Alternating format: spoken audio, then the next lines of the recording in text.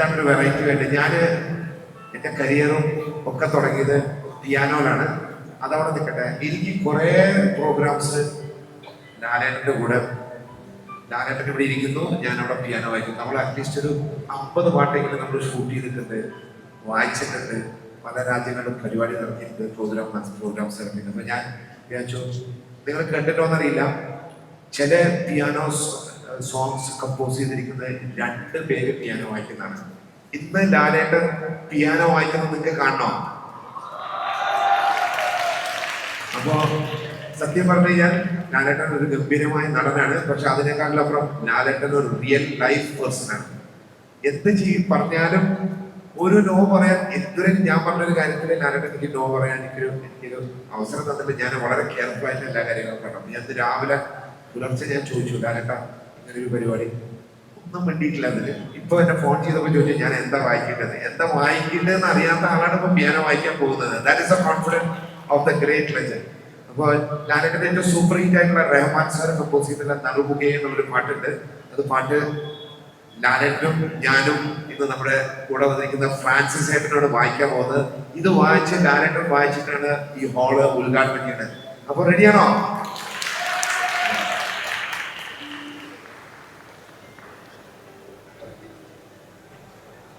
അവിടെ camera team ഒന്ന് സഹകരിക്കണം. ക്യാമറ ടീം ഒന്ന് പിന്നോട്ട് മാറിയിരിക്കണം.